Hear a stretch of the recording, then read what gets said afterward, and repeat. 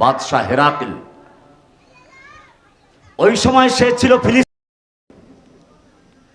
সে জিজ্ঞেস করলো, মক্কার যে লোকটা নবুয়ত দাবি করেছে, দেখো তো তালাশ করে তার অঞ্চলের কোনো লোক সিরিয়ায় ব্যবসা করতে আসছে কিনা। সিরিয়া, শাম সিরিয়া তখন ছিল ব্যবসায়ের মূল কেন্দ্র। ঘটনাক্রমে ওই সময়ে আল্লাহর নবীর সবচেয়ে বড় দুশমন, আল্লাহর নবীর বিরুদ্ধে যতগুলো বড় বড় যুদ্ধ হয়েছে সবগুলো যার নেতৃত্বে হয়েছে সেই আবু সুফিয়ান ওই সময় ওইখানে। বাদশাহ হেরাকেলের লোকগুলো বলল, হ্যাঁ পাওয়া গেছে মক্কার একদল ব্যবসায়ী। তাদেরকে ডেকে আর রাজ দরবারে আনা হলো। বাদশাহ হেরাকেল জিজ্ঞেস করলো, যেই লোকটা নবুয়ত দাবি করেছে মুহাম্মদ সাল্লাল্লাহু আলাইহি ওয়াসাল্লাম, ওই লোকের আত্মীয়তার দিক থেকে, বংশের দিক থেকে কাছের কে আছো? আবু সুফিয়ান বলল, আমি আছি। বলল, সামনে বসো, আর বাকিদেরকে পিছনে বসিয়ে দাও, যেন চোখের ইশারায় কোনো পরামর্শ করতে না পারে। এরপরে দোভাষী আনা হলো। বাদশাহ হেরাকেল বলল, আমি তোমাকে 10টা প্রশ্ন করব, কয়েকটা প্রশ্ন করব। সাথীদেরকে বলল, ঠিক উত্তর দিলে তোমরা সমর্থন দিবে, মিথ্যা বললে ধরাই দিবে। এরপরে অনেকগুলো প্রশ্ন, বুখারীর 4 নম্বর হাদিসে দেখবেন, 2য় পৃষ্ঠায়। একটা প্রশ্ন আমি আলোচনা করছি শুধুমাত্র।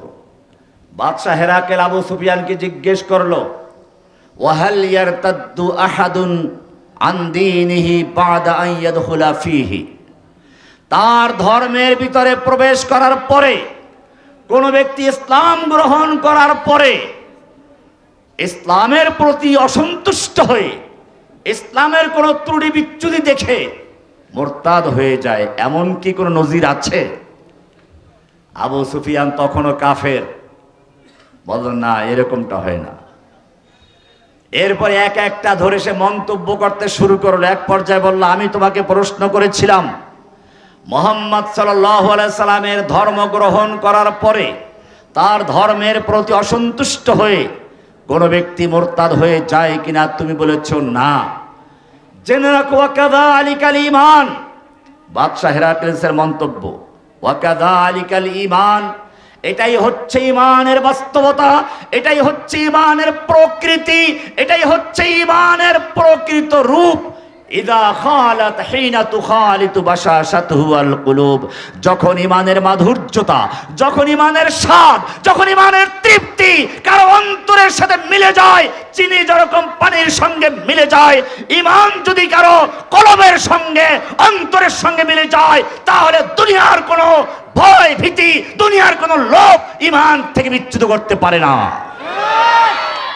আর যদি পরিবেশের ঈমান হয়, তাহলে সেই ঈমান বাইতুল মুকাররমের খতিব হলো বলে কওমি জননী।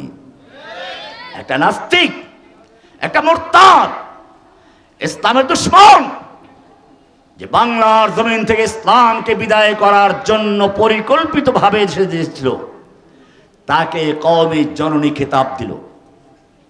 আর একজনে তাকে জান্নাতুল ফেরদাউসের মালিক বানিয়ে দিল। কফিরউদ্দিন বেদাতি দেয় না এটা? সামান্য বাইতুল মুকাররম মসজিদের খতিব আর ইসলামিক ফাউন্ডেশনের ডিজি হওয়ার লোভে একটা দাজ্জালকে এরকম উপাধি দিতে পারলো। তাহলে দাজ্জাল যখন আসবে তখন কি করবে এরা? দাজ্জাল তো লোভ দেখাবে আর ভয় দেখাবে।